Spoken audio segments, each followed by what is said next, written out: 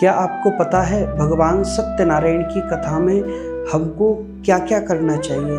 क्या आप जानते हैं कि भगवान श्री सत्यनारायण की कथा हमें कब करनी चाहिए? क्या आप जानते हैं कि भगवान श्री सत्यनारायण की कथा को करने का क्या क्या नियम है? नमस्कार, मैं कन्हैया पंडित जी। स्वागत है आपका कन्हैया पंडित जी सनातन धर्म में। तो चलिए आज जानते हैं कि भगवान श्री सत्यनारायण की कथा किस प्रकार करनी चाहिए और भगवान सत्यनारायण की कथा में कितने अध्याय हैं, उन अध्यायों में क्या क्या कथाएं आती हैं। तो चलिए प्रारंभ करते हैं। तो कथा प्रारंभ होती है नैमिषारण्य नाम के तीर्थ से, जो कि उत्तर प्रदेश में पड़ता है। तो एक बार नैमिषारण्य क्षेत्र में 88,000 ऋषि बैठ करके भगवान के नाम का चिंतन कर रहे थे। सोच रहे थे कि आगे कलयुग आएगा और कलयुग इतना भयानक आएगा कि उसमें कोई भगवान का पूजा पाठ जो है भक्ति भाव के साथ में करेगा ही नहीं।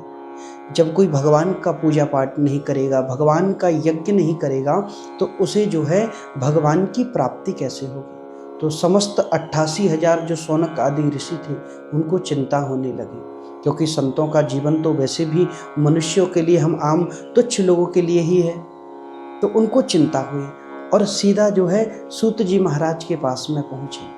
हाथ जोड़ करके कहते हैं, बोले भगवान, आज हम एक परम जिज्ञासा आपके पास में लेकर के आए हैं। आप जो है अज्ञान ध्वांत विध्वंस कोटि सूर्य समप्रभा, आप जो है अज्ञान रूपी अंधकार को मिटाने में करोड़ों सूर्यों के समान हैं। तो हे सूत जी महाराज, आज हम आपसे प्रश्न करते हैं, आप हमें कोई ऐसी कथा, कोई ऐसा व्रत, कोई ऐसा यज्ञ बताइए जो कलयुग में मनुष्य कर सके, पृथ्वी लोक पर मनुष्य कर सके और उन्हें भगवत प्राप्ति हो, समस्त प्रकार की उनकी कामनाएं पूर्ण हो। सूत जी महाराज कहने लगे, बोले हे शौनक आदि ऋषियों, आपने बड़ा ही उत्तम प्रश्न किया है मनुष्यों के कल्याण के लिए।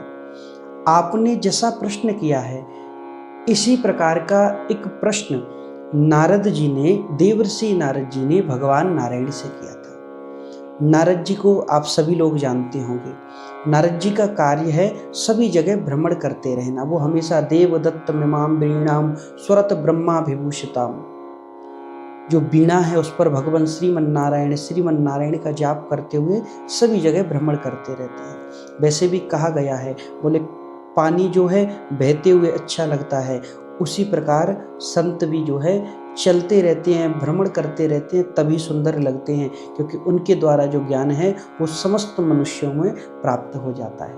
तो देवर्षि नारद जी के एक बार मन में विचार आया कि क्यों ना सभी जगह भ्रमण करने जाया जाए। तो ऐसा मन में विचार करके समस्त लोकों में भ्रमण करने लगे। भ्रमण करते करते वो जो है सीधा पहुंच गए कहाँ पर?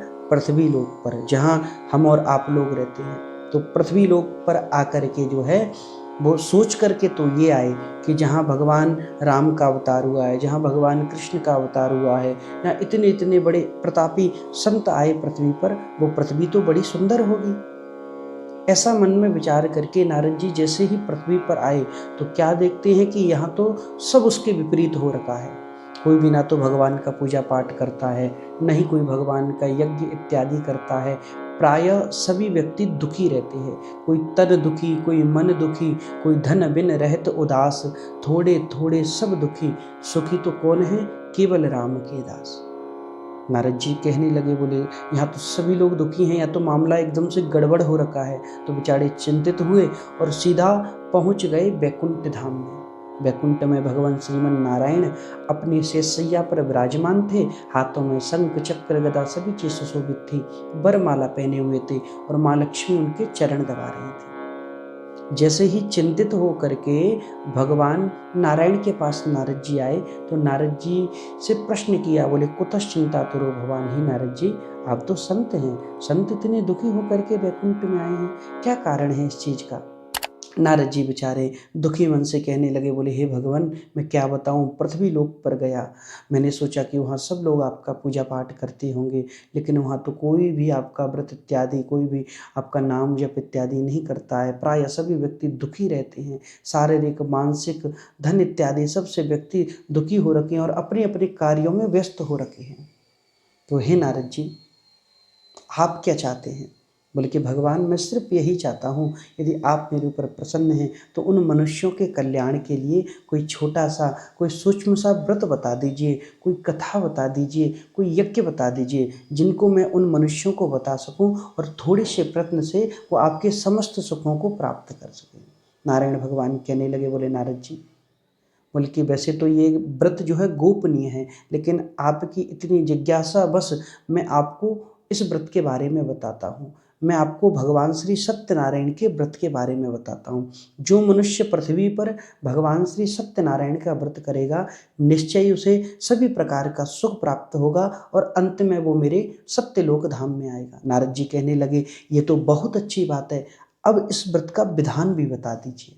कब सत्यनारायण भगवान की कथा करें, कौन है भगवान सत्यनारायण और क्या क्या प्राप्त होता है भगवान की कथा से, सभी नियम बता दीजिए। तो यहाँ पर नियम बताने लगे। बोले भगवान सत्यनारायण जो हैं, सत्य यानी मेरा ही एक स्वरूप, नारायण यानी एक मेरा ही स्वरूप है जिसको सत्यनारायण कहा जाता है। बोले कि सत्यनारायण का व्रत कब करना चाहिए? तो नारद जी देखिए, आप लोग भी सुने, भगवान श्री सत्यनारायण का व्रत वैसे तो हम कभी भी कर सकते हैं। किसी भी तिथि को, किसी भी मुहूर्त को, किसी भी समय को देखने की हमें आवश्यकता नहीं है। जब आपका मन करे तब भगवान श्री सत्यनारायण की कथा को सुन सकते हैं। लेकिन फिर भी अगर आप कहो कि नहीं, हमें विशेष करके ही सुनना है, कोई विशेष मुहूर्त पर ही सुनना है, तो बताया गया है। बोले मकर संक्रांति, पूर्णिमा तिथि, गुरुवार के दिन, एकादशी के दिन आप भगवान श्री सत्यनारायण की कथा को विशेष रूप से सुन सकते हैं। नारद जी कहने लगे, बोले भगवान अब इसमें सामग्री बता दीजिए, कहीं ज़्यादा सामग्री तो नहीं लगती? नारायण भगवान कहने लगे, बोले नारद जी चिंता मत करो, इसमें बहुत ज़्यादा सामग्री की आवश्यकता नहीं है। व्यक्ति भाव के साथ में केले का फल, आटे का चूर्ण, केले के पत्ते, पंजीरी, पंचामृत सभी सामग्री को प्रेम से एकत्रित करें, यानी कि प्रेम के साथ में उस सामग्री को बनाए या एकत्रित करें और बंधु बांधवों को बुलाएं। यानी भगवान सत्यनारायण की कथा सुनने के लिए हमको सभी अपने बंधु बांधवों को बुलाना चाहिए। इष्ट मित्रों के साथ भगवान की कथा को सुने। और किस समय सुनना चाहिए? बोले गोधूली बेला, यानी कि शाम के समय ही हमें भगवान श्री सत्यनारायण की कथा को सुनना चाहिए। सुबह से लेकर के शाम तक व्रत रखना चाहिए। शाम के समय जैसे गोधूली बेला आए, गोधूली बेला यानी 4 से 5 बजे के बीच में आती है, तो उस गोधूली बेला में हमें भगवान श्री सत्यनारायण की कथा को श्रवण करना चाहिए। किसी योग्य ब्राह्मण को बुला करके भगवान की कथा को सुने।